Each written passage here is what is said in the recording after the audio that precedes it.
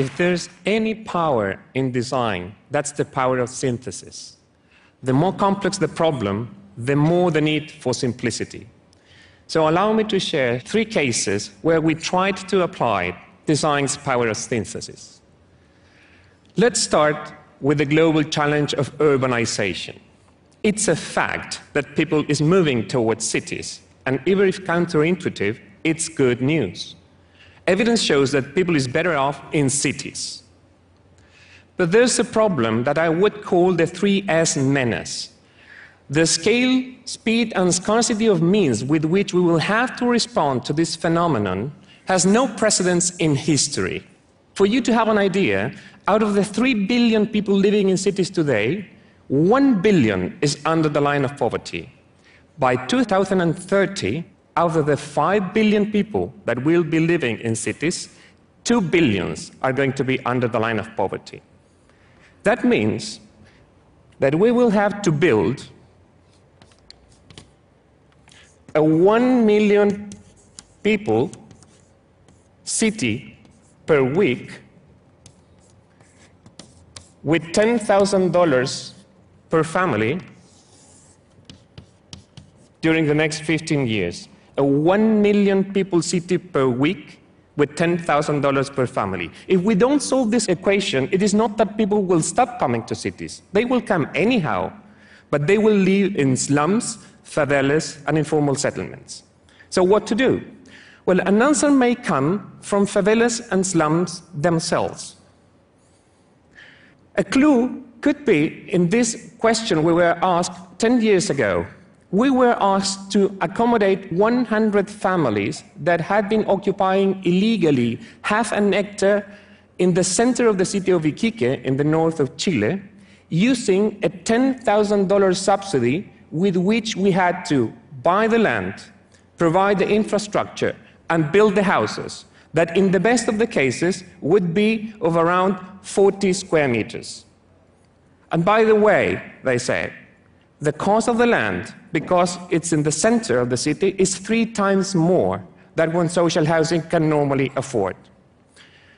Due to the difficulty of the question, we decided to include the families in the process of understanding the constraints. And we started a participatory design process and testing what was available there in the market. Detached houses, 30 families could be accommodated. Row houses, 60 families. The only way to accommodate all of them was by building in height. And they threatened us to go to a hunger strike if we even dare to offer this as a solution, because they could not make the tiny apartments expand. So the conclusion with the families, and this is important, not our conclusion, with the families was that we had a problem. We had to innovate. So what did we do? Well, a middle-class family lives reasonably well in around 80 square meters. But when there's no money, what the market does is to reduce the size of the house to 40 square meters. What we said was, what if, instead of thinking of 40 square meters as a small house, why don't we consider it half of a good one? When you rephrase the problem as half of a good house instead of a small one, the key question is, which half do we do? And we thought we had to do with public money the half that families won't be able to do individually. We identified 5 design conditions that belong to the hard half of a house, and we went back to the families to do 2 things: join forces and split tasks. Our design was something in between a building and a house. As a building, it could pay for expensive, well-located land. And as a house, it could expand. If in the process of not being expelled to the periphery while getting a house, families kept their network and their jobs, we knew that the expansion would begin right away. So we went from this initial social housing to a middle-class unit achieved by families themselves within a couple of weeks. This was our first project in Iquique 10 years ago. This is our last project in Chile. Different designs, same principle. You provide a frame, and from then on, families take over. So, the purpose of design, trying to understand and trying to give an answer to the 3S menace, scale, speed, and scarcity, is to channel people's own building capacity. We won't solve the 1 million people per week equation unless we use people's own power for building. So, with the right design, slums and favelas may not be the problem, but actually the only possible solution. The second case is how design can contribute to sustainability. In 2012, we entered the competition for the Angelini Innovation Center, and the aim was to build the right environment for knowledge creation. It is accepted that for such an aim, knowledge creation, interaction among people, face-to-face contact, it's important, and we agreed on that. But for us, the question of the right environment was a very literal question. We wanted to have a working space with the right light, with the right temperature, with the right air. So we asked ourselves, does the typical office building help us in that sense? Well, how does that building look typically? It's a collection of floors, one on top of each other, with a core in the center, with elevators, stairs, pipes, wires, everything, and then a glass skin on the outside that, due to direct sun radiation, creates a huge greenhouse effect inside. In addition to that, let's say a guy working on the 7th floor goes every single day through the 3rd floor but has no idea what the guy on that floor is working on. So we thought, well, maybe we have to turn this skin inside out. And what we did was, let's have an open atrium, a hollowed core, the same collection of floors, but have the walls and the mass in the perimeter, so that when the sun hits, it's not impacting directly a glass, but a wall. When you have an open atrium inside, you're able to see what others are doing from within the building, and you have a better way to control light. And when you place the mass and the walls in the perimeter, then you're preventing direct sun radiation. You may also open those windows and get cross-ventilation.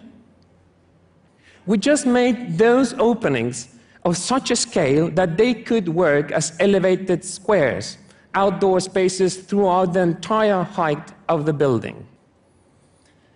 None of this is rocket science. You don't require sophisticated programming. It's not about technology. This is just archaic, primitive common sense. And by using common sense, we went from 120 kilowatts per square meter per year, which is the typical energy consumption for cooling a glass tower, to 40 kilowatts per square meter per year. So with the right design, sustainability is nothing but the rigorous use of common sense. Last case I would like to share is how design can provide more comprehensive answers against natural disasters. You may know that Chile in 2010 was hit by an 8.8 Richter scale earthquake and tsunami. And we were called to work in the reconstruction of the Constitución in the southern part of the country. We were given 100 days, 3 months, to design almost everything, from public buildings to public space, street grid, the transportation, housing, and mainly how to protect the city against future tsunamis. This was new in Chilean urban design, and there were in the air a couple of alternatives. First one, forbid installation on ground zero, $30 million spent mainly in land expropriation. This is exactly what's being discussed in Japan nowadays.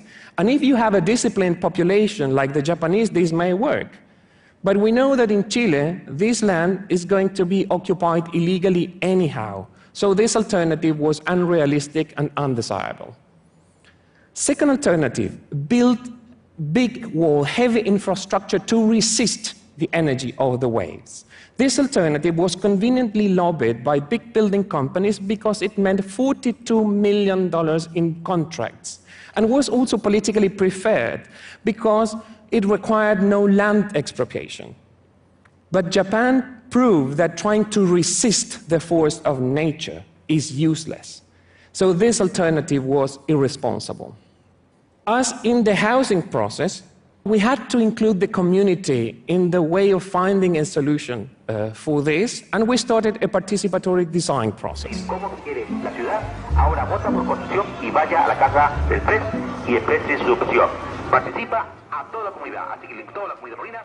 Específicamente yo como pescador tengo 25 pescadores. ¿Dónde lo voy a llevarlo yo? ¿Al bosque? Entonces, ¿por qué nosotros no podemos tener una defensa de hormigón? Por supuesto, bien hecho. Soy historia de Constitución y vivieron mis actores. Y este señor me viene a decir que yo no puedo seguir viviendo ahí. No te digo. Ha vivido toda mi familia, toda una vida ahí.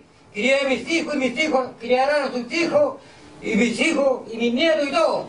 Pero ¿por qué me viene a imponer usted? Él me está imponiendo. Mi zona de riesgo yo no puedo autorizar a construir. No, él mismo lo está diciendo. No.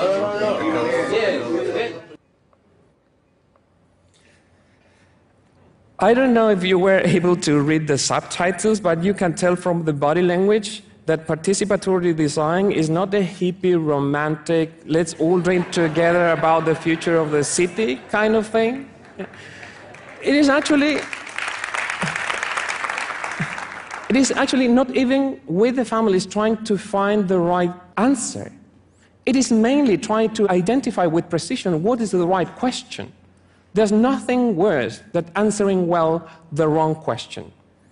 So it was pretty obvious after this process that, well, we chicken out here and go away because it's too tense, or we go even farther in asking what else is bothering you, what other problems do you have, and you want us to take care now that the city will have to be think from scratch. And what they said was, look, fine to protect the city against future tsunamis, we really appreciate, but the next one is going to come in, 20 years? But every single year we have problems of flooding due to rain. In addition, we're in the middle of the forest region of the country, and our public space sucks. It's poor and it's scarce. And the origin of the city, our identity, is not really connected to the buildings that fell. It is connected to the river. But the river cannot be accessed publicly because its shores are privately owned. So we thought that we had to produce a third alternative. And our approach was against geographical threats, have geographical answers. What if, in between the city and the sea, we have a forest. A forest that doesn't try to resist the energy of nature, but dissipates it by introducing friction. A forest that may be able to laminate the water and prevent the flooding, that may pay the debt, the historical debt of public space. And they may provide, finally, democratic access to the river. So as a conclusion of the participatory design, the alternative was validated politically and socially, but there was still the problem of the cost. $48 million. So what we did was a survey in the public investment system and found out that there were 3 ministries with 3 projects in the exact same place, not knowing of the existence of the other projects. The sum of them, $52 million. So design's power of synthesis is trying to make a more efficient use of the scarcest resource in cities, which is not money, but coordination. By doing so, we were able to save $4 million, and that is why the forest is today under construction. So, be it the force of self-construction, the force of common sense, or the force of nature, all these forces need to be translated into form. And what that form is modeling and shaping is not cement, bricks, or wood. It is life itself. Design's power of synthesis is just an attempt to put at the innermost core of architecture the force of life. Thank you so much.